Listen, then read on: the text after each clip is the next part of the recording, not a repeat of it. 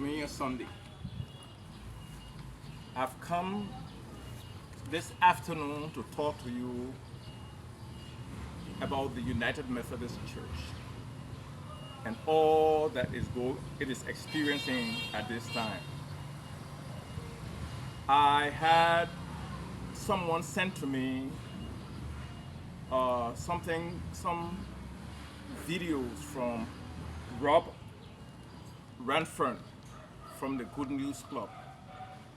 And after that, I watched Adam Hamilton, but his response to was in his context.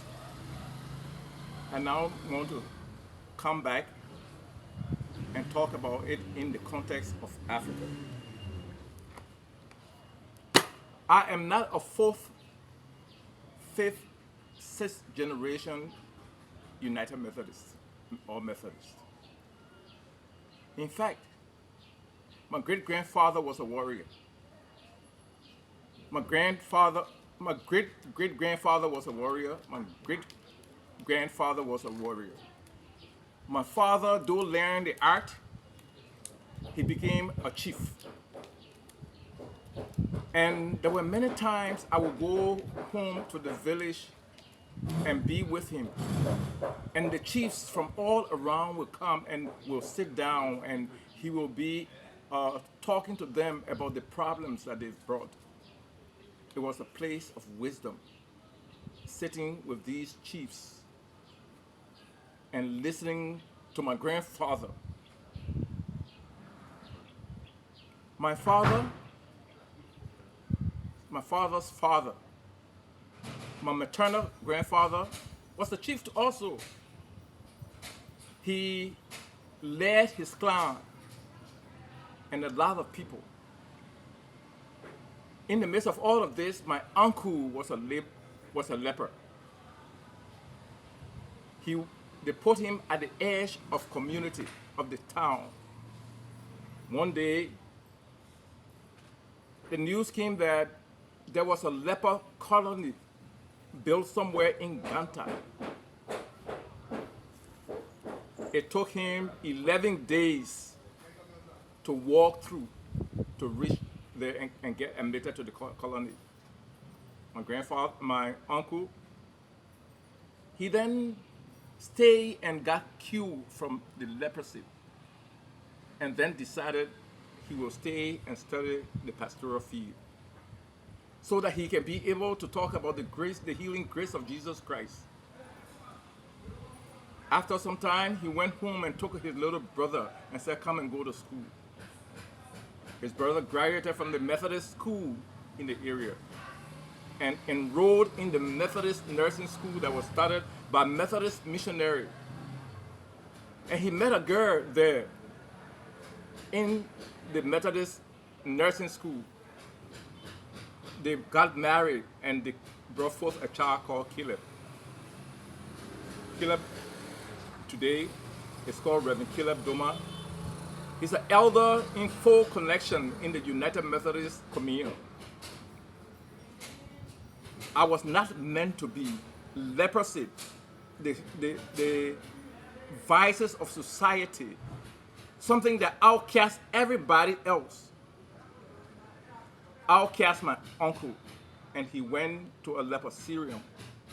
He called my father, and there I came to being. It was because of the grace of God through the Methodist Church that I was born in a Methodist hospital. I started school in the Methodist church, with the Methodist school, and grew up to be a Methodist pastor. Why am I saying all of this? I'm grateful for the history that I have, for the people called United Methodists.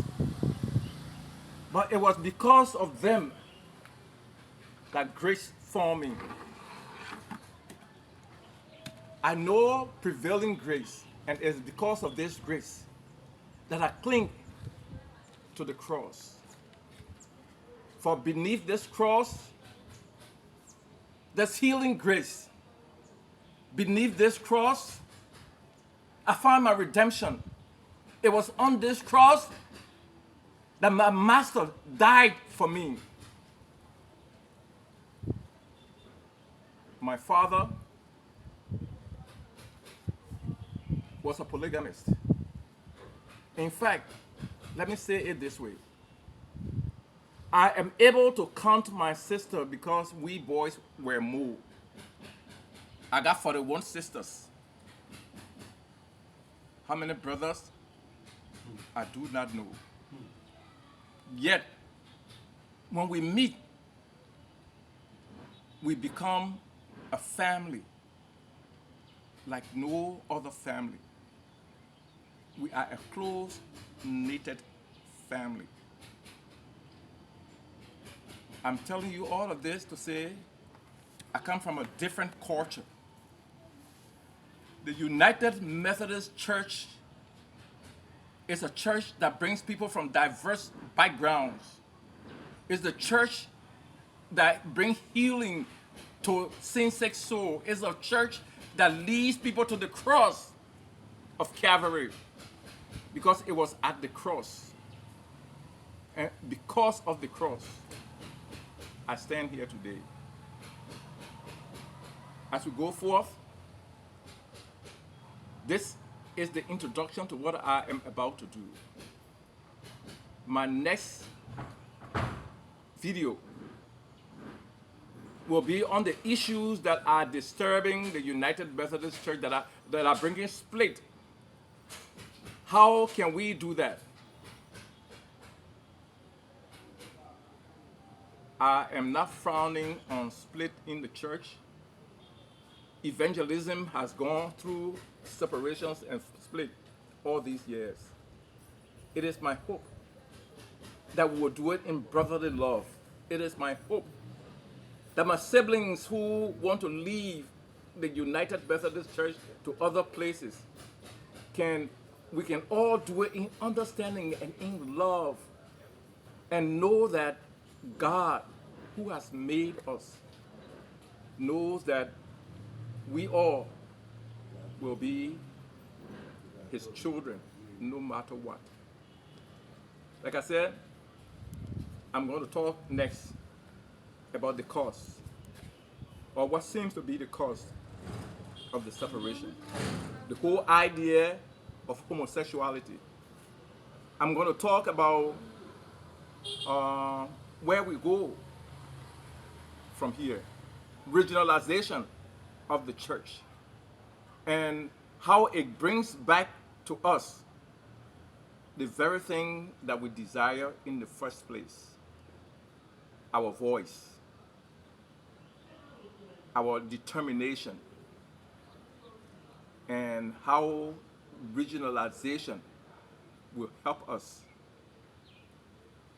to be the people we are, yet join in the connection with the greater church to do missions and ministry.